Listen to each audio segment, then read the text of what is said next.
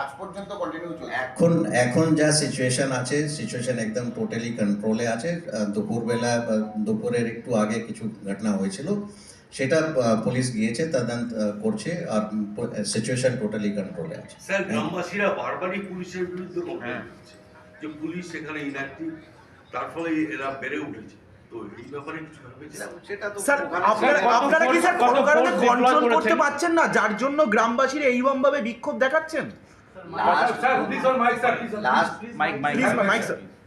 এই লাস্ট 2-3 ধরে যত কমপ্লেন্ট আসছে সব কিছু তদন্ত হচ্ছে, কিন্তু তদন্তে ইমিডিয়েটলি মানে একদম কমপ্লেন্ট দেওয়া হলো আর ইমিডিয়েটলি তদন্ত করে ইমিডিয়েটলি অ্যাকশন নেওয়া হবে, এইভাবে তো হবে না। তদন্তে যা যা করণীয় আছে সেটা পুলিশ করবে অ্যান্ড সেই হিসাবে অ্যাকশন।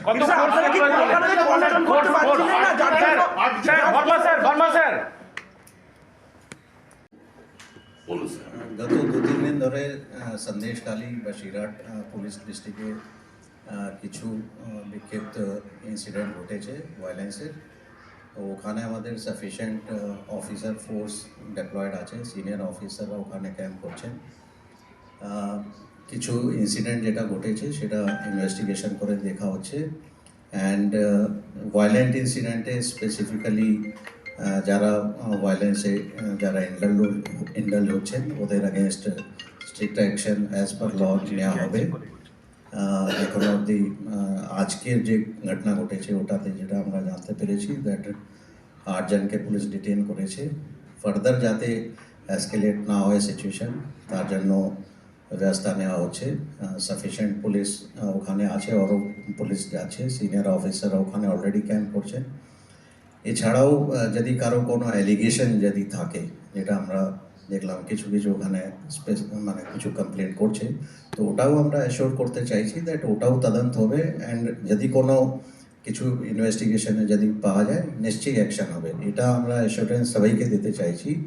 কারো অগেনস্ট কোনো যদি কিছু অ্যালিগেশন থাকে সেটা মানে পুলিশকে যাতে জানানো হয়, অ্যান্ড পুলিশ নিশ্চয়ই তদন্ত করে যা অ্যাকশন নেওয়ার দরকার আছে অ্যাকশন নেবে। বলছি স্যার, ওখানে দুজনের, সেই দুজনকে এখনো পর্যন্ত পুলিশ তো গ্রেপ্তার করতে পারেনি, তাদের বিরুদ্ধে অভিযোগও হয়েছে। অভিযোগ যেটা হয়েছে সেটা নিশ্চয়ই ইনভেস্টিগেশন হচ্ছে, অ্যান্ড ইনভেস্টিগেশনে যা পাওয়া যায় তার হিসাবে অ্যাকশন হবে। স্যার, সন্দেশখালীতে মহিলারা অভিযোগ করছেন যে অকারণে তাদের বাড়ির ছেলেদেরকে 171 জনের নামে কেস ফাইল করা হয়েছে, কয়েকজনকে তুলে নিয়ে যাওয়া হয়েছে। সন্দেশখালী থানার সামনে অ্যাজিটেশন চলছে এই মুহূর্তে। এটা যত অ্যালিগেশন হতে পারে বা যা আছে সেটা নিশ্চয়ই তদন্ত করে দেখা হবে, অ্যান্ড যারা, এটা আমি আবার বলতে চাইছি, যারা ভায়োলেন্ট ইনসিডেন্টে ইন্ডালজ হবেন ওদের অ্যাগেনস্ট অ্যাকশন নেওয়া হবে।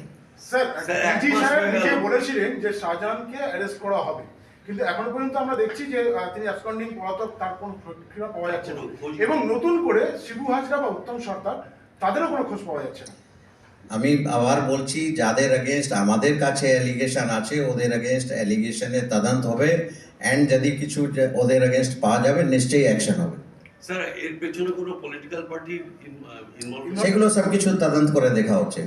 এই যে লাস্ট 3 দিন ধরে যা ইনসিডেন্ট হচ্ছে, কেন হচ্ছে, কারা এর পিছনে আছে, সেগুলো তদন্ত করে দেখা হচ্ছে। আর শেখ শাহজাহান সম্বন্ধে কি যে ও কোথায় আছে এখনো তো ধরা গেল না, এটা তদন্তের বিষয় আছে, তদন্ত হচ্ছে। স্যার, এই যে গন্ডগোলটা চলছে